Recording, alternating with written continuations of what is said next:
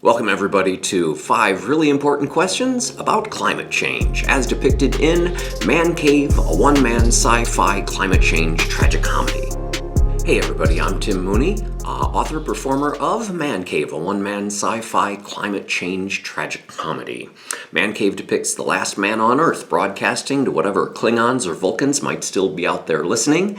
It is essentially a depiction of what some scientists call near-term human extinction, a suggestion that our environment, infrastructure, and ability to survive may collapse in a much more sudden fashion than we have come to expect.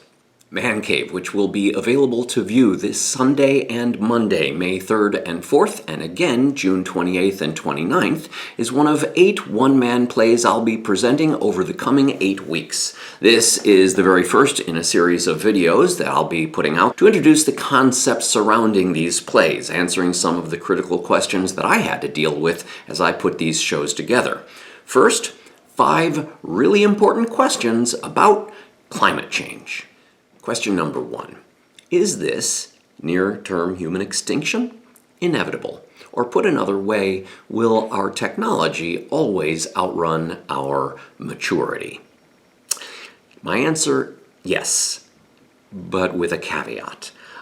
This is inevitable to the degree that the individuated consciousness feels driven to act in its own best self-interest, often in opposition to the good of the species, often in the opposition to the good of the planet.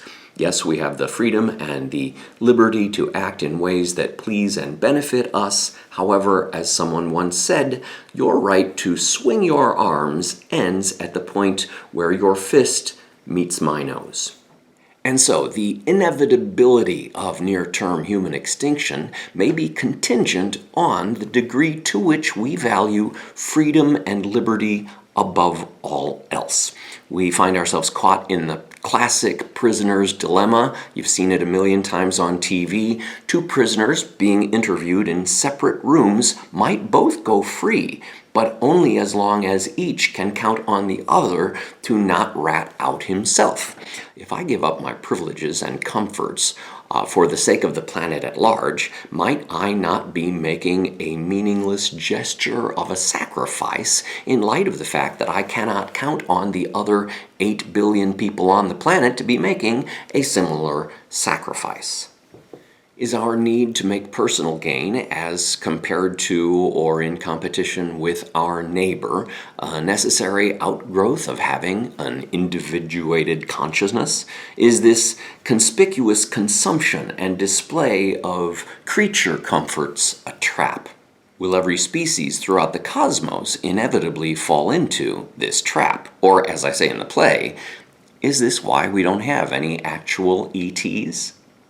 Question 2. Aren't we, the human race, special? Yes and no. As far as we can tell, no species has developed to the degree that we have. That includes brain power and all the stuff that brain power enables us to do, create tools, develop agriculture, generate technology. That's pretty special. And yet, the extinction of our species would not be the end of the world, at least as far as we know it. Without us, all evidence indicates that the world would gradually restore itself. Some very quickly, like the blue skies that we can now see out there. Others much more slowly, like plastic. As far as we can tell, plastic may still be around when the next thinking species evolves. That might not be very special to be remembered as the litterbug species. But are we special in terms of the Deus ex machina, in which God rushes in at the last second to lift us all to safety?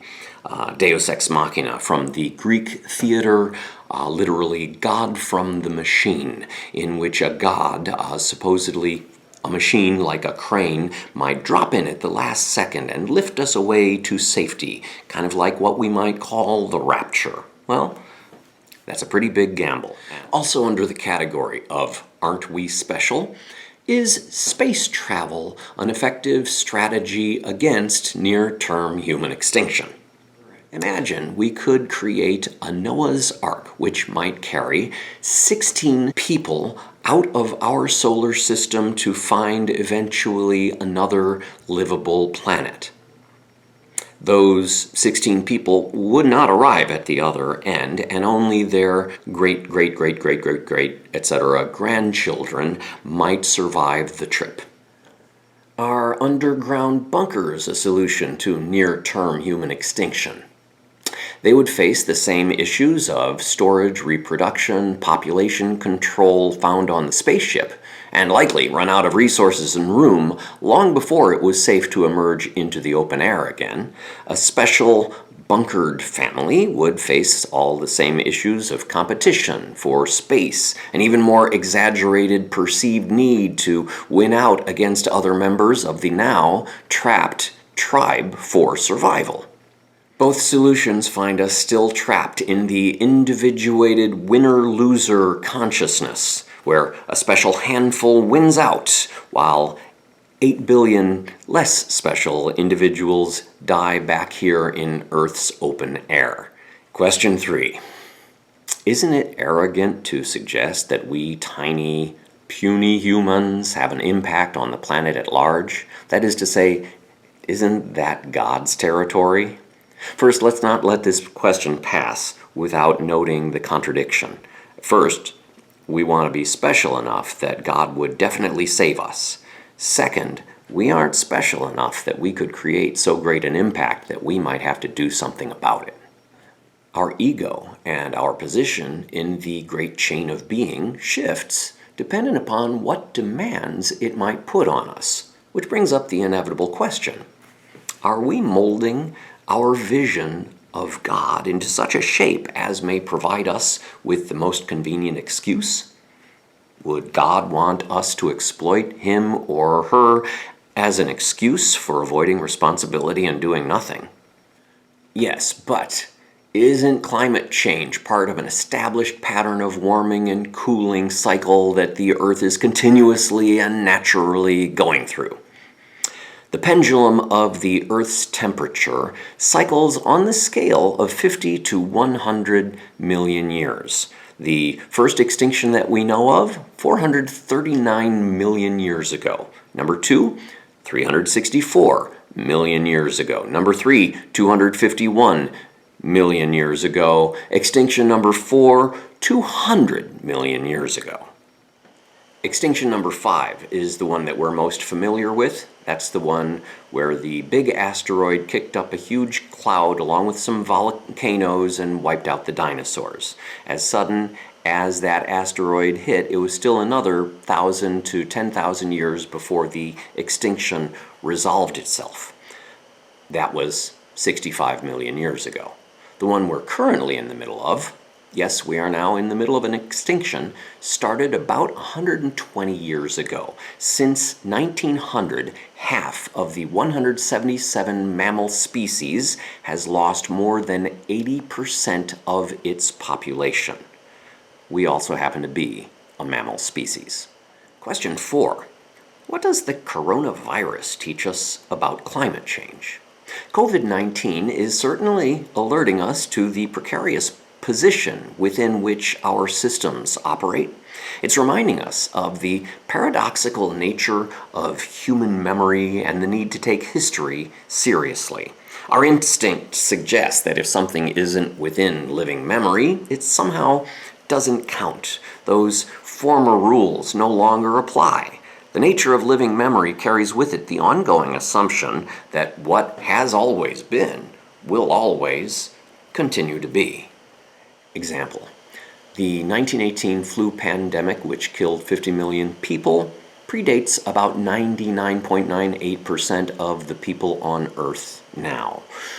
Hence, we must have fixed that pandemic problem by now. Ergo, budgeting to cope with a pandemic?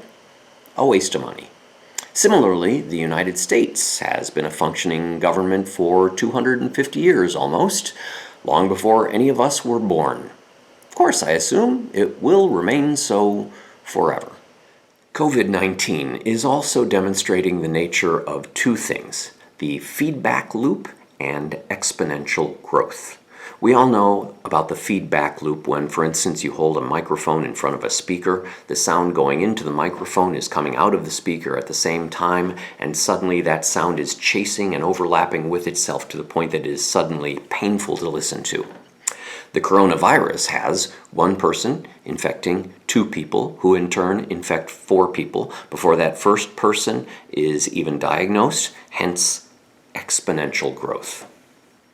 At the start of the Industrial Revolution 2-3 centuries ago, the amount of carbon in the air was around 280 parts per million. Now, 415 parts per million. The last time there was this much carbon in the air, there were no humans on Earth. This increase in carbon creates a rise in temperature, the greenhouse effect, which melts the permafrost, stuff that has been frozen for about 10,000 years. That releases gas that lifts the temperature further. Forest fires become more severe, releasing more carbon and eradicating plant life that used to absorb carbon. The feedback loop. And question 5. How do I convince my right-wing friend about this? Here's the surprise answer. Your right-wing friend already knows. There was a survey taken in April 2019, just over a year ago. The number has gone up since then.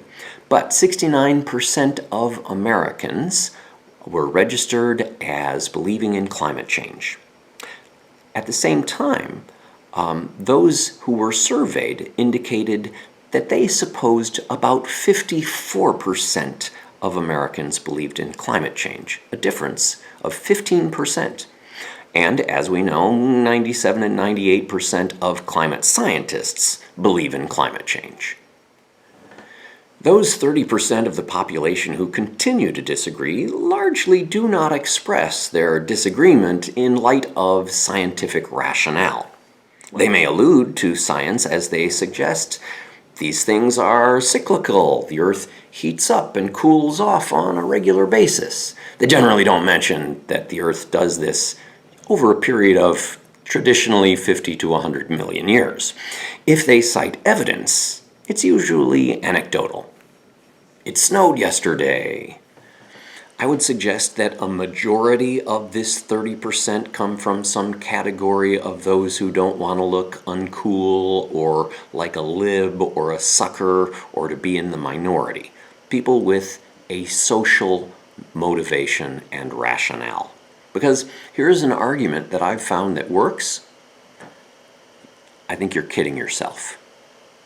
Not you're stupid or you're ignorant, but you're kidding yourself. That assumes, hey, you know better than that. It also says that the opinion that you express is outside the social norm of the world as I know it.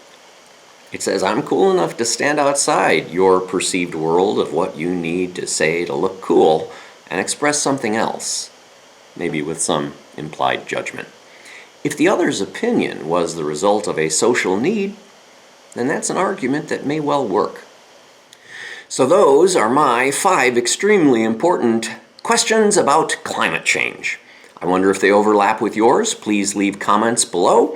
If you enjoyed this video, please give it a like. If you want to see a fun, dramatic take on this topic, please tune in to our Facebook page on Sunday, May 3rd, or to our Zoom performance on Monday, May 4th, both shows at 9 p.m., or check us out on Sunday, Monday, June 28th, 29th, also at 9 p.m. For those Monday shows, tickets are $5 and can be purchased through calendly.com/Tim Mooney Rep.